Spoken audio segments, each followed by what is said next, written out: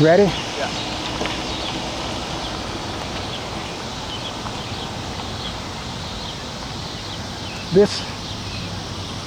This house here was involved in the shooting here in Ruleville in 1962.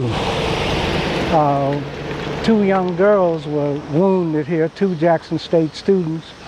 Night riders had driven into the community after Fannie Lou Hamer was kicked off of the plantation, and they had tried to stop the movement. And night riders came in off of Highway 8, drove by Joe McDonald's house, and they came on around, came up this road, and they, at that time, this was not a paved road, it was just a dirt trail, one-car trail. And Jack and Hattie Sisson lived here. They were members of the movement here, taking part in the voter registration effort. And then as the night riders drove by, they saw two kids through the window and thought that those kids were some of our people. But they were not. They were two students visiting their relatives. And the night riders who drove by here, all they could probably see was those kids, and they fired the gun, and then they kept going up to Mary Tucker's house where Fannie Lou Hamer was staying after she had been put off the plantation. Of course, Fannie Lou Hamer was not there, and so nobody was hurt there. But the two young ladies did go back to Jackson State, and they did finish college. The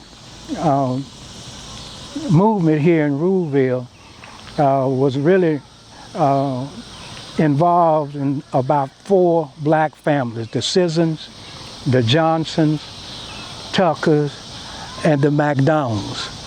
And this house was where those kids were shot in, were wounded. So the night riders, as you call them, they kind of just came through here, you said, and so explain that again. They came through here, they thought these people were y'all, and what happened to them, and they were shooting for Fannie Lou Hamer, huh? Yeah, well, what happened was they came in off of the highway, Highway 8, and because as I mentioned earlier, this is the sanctified quarters, and this was the most active section of the movement in this area. And so we were living at Joe McDonald's house, Charlie, myself, and Landy.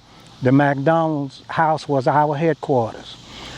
So they shot in there maybe to shoot us or to intimidate the McDonald's so that they would run us off. And when they drove out from the McDonald's house, then they drove on down this road, this little dirt road, to the Sissons' house.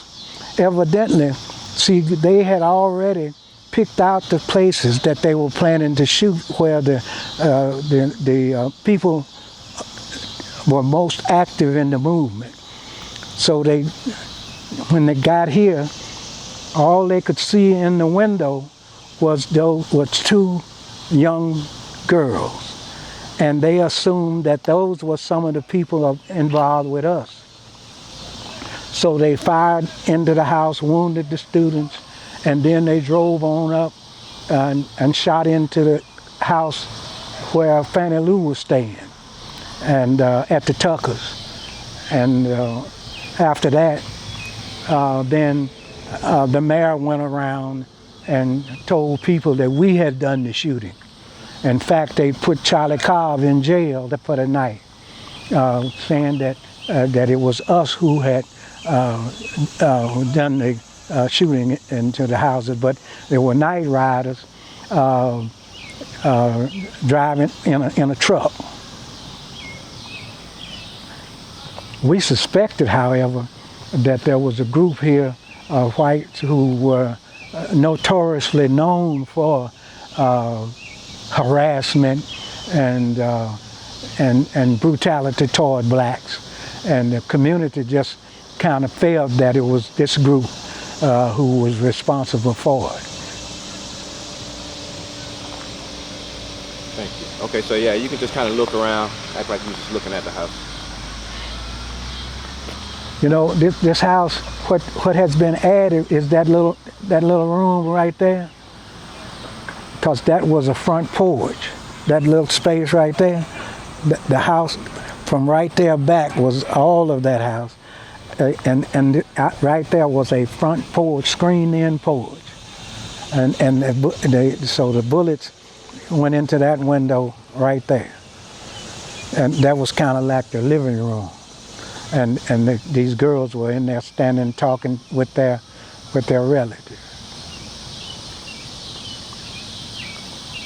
Of course, the citizens used the front door at that time. They came in and out of the front door.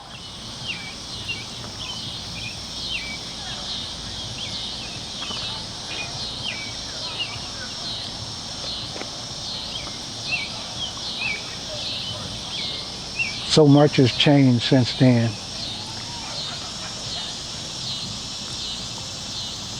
What do you feel like has changed in the struggle for equality since then? There's been tremendous change. I mean, you know,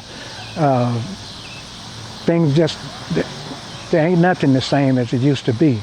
However, in terms of attitudes have changed. You know, people who treat people a lot different now, and I'd say that because of voter registration, because of our politics today. While so much is changed, there's so much that needs still changing, but mostly has to do with systemic racism, where, you know, it's ingrained kind of in the system, where a lot of our people have gotten into office, and but they haven't been able to make a lot of changes in the system. Haven't been able to make a lot of changes in the way things are done. Politically, we have made a lot of gains, but we do not have the kind of political power and influence, and a lot of it is due to the fact that we can vote, but we won't go vote. We see, some of us see things as they are, and they seem okay. But the real question here now is about whether or not we will be able to maintain a system that is fair to everybody, democracy. We see democracy right now as a challenge.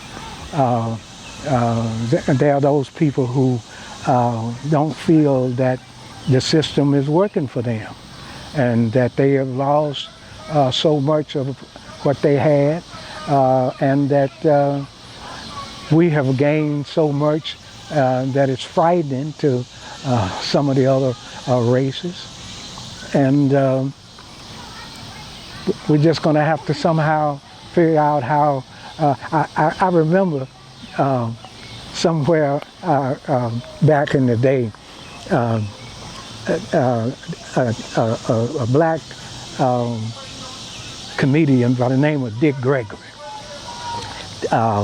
Dick Gregory I used to go and watch him whenever I go to New York or someplace where Dick Gregory was. And in fact, he came here, and he said that